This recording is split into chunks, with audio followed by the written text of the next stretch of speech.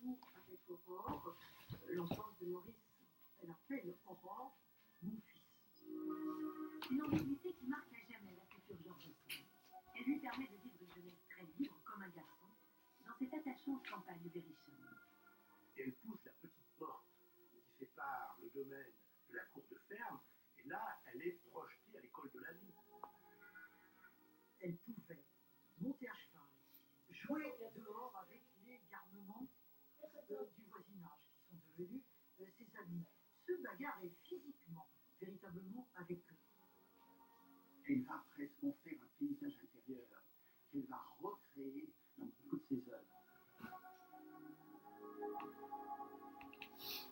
Et elle rentre ensuite sur la pointe des pieds à Nohant, et elle devient là une petite jeune fille accomplie, elle se remet une robe, et elle va jouer du piano avec sa grand-mère, et c'est vrai que c'est une enfance quand même assez merveilleuse. Pour parfaire cette éducation, Marie-Aurore décide finalement d'envoyer l'adolescente au couvent des Dames d'Augustine anglaises, une des écoles les plus prestigieuses à Paris. Mais après 2 années des plus heureuses, Aurore doit précipitamment revenir à Nohant. Sa grand-mère est gravement malade. Comme elle a du temps dans cette veille de cette grand-mère, elle va dévorer la bibliothèque de Nohant dans tous les sens. Et donc elle va lire tous les livres sans aucune hiérarchie, et ça va lui donner le fondement de sa connaissance littéraire. En décembre 1821, cette grand-mère adorée pousse son dernier soupir. Aurore est âgée de 17 ans. Et avant de mourir, cette femme, toute d'amour et de tendresse pour sa petite fille, a la force de murmurer, mais parfaitement distinctement, « Tu perds ta meilleure amie ». Elle lui dit en substance, le monde dans lequel tu as grandi, la liberté dont tu as joui, tu vas la perdre. Si Aurore hérite de la fortune et du domaine de Nohant, elle est toujours mineure selon la loi et ne peut gérer seule un tel héritage. Sa mère Sophie, celle qui l'avait abandonnée, devient tutrice de ses jours. Les retrouvailles entre les deux femmes sont décevants. L'ambiance est douce, Sophie est insupportable. L'abîme entre les deux semble s'être creusé pendant ce temps. Donc, Aurore n'a qu'une envie, c'est de respirer ailleurs. Pour s'échapper, l'idée d'un mariage semble la solution idéale. Le choix se porte sur un jeune baron à l'allure débonnaire, Casimir du Devant. C'est un mariage d'amour. Et puis très vite quand même, Casimir va lui sembler ennuyeux. Casimir du Devant s'endort pendant qu'elle joue du piano. Elle veut lui lire des livres à haute voix comme elle faisait avec sa grand-mère. Mais Casimir du Devant, ça n'intéresse absolument pas. La littérature, la lecture, ça l'ennuie beaucoup. Il chasse, il va à la campagne, et il lutine les servantes. Et ça s'arrête là. En tant qu'époux, Casimir prend en main la direction du domaine. Aurore accouche de leurs 2 enfants, Maurice et Solange, et tente de jouer du mieux qu'elle peut le rôle attendu de l'épouse. Aurore, dans un premier temps, accepte ce destin de femme mariée et ce destin féminin, mais assez rapidement, cette vie ne la comble pas du tout. Elle en a assez. Elle veut autre chose. Elle veut être ailleurs. Visiblement, elle cherche l'amour.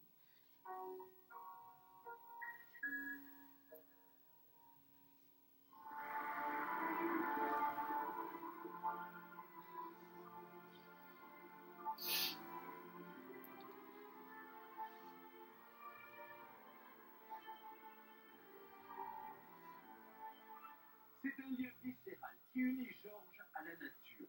Tous les jours, elle fait le tour de son jardin de Nohant, de ses fleurs, de son verger. Pas étonnant donc qu'elle choisisse de célébrer la naissance de ses 2 enfants, Maurice et Solange, en plantant 2 magnifiques cèdres devant la maison, des cèdres qui les représentent.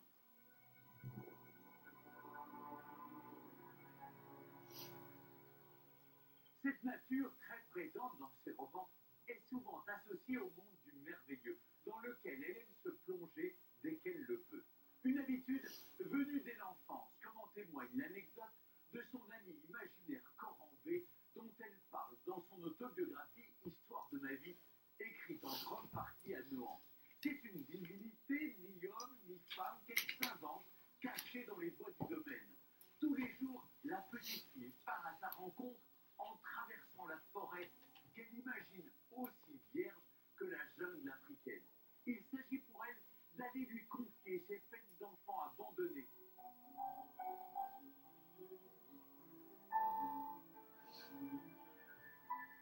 Bien plus tard, Georges s'amuse ici à organiser des décors romantiques et mystérieux, une manière de créer des sites propices à sa rêverie.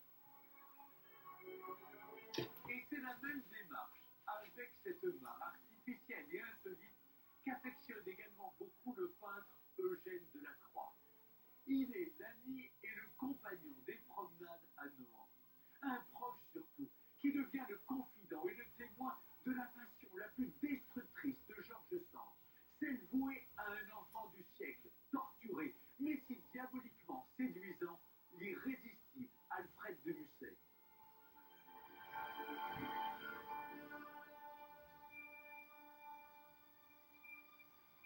Comme toute sa génération née au début du siècle, Georges Sand se sent attiré par un idéal qu'elle a du mal à retrouver dans la société bourgeoise et ennuyeuse de son époque.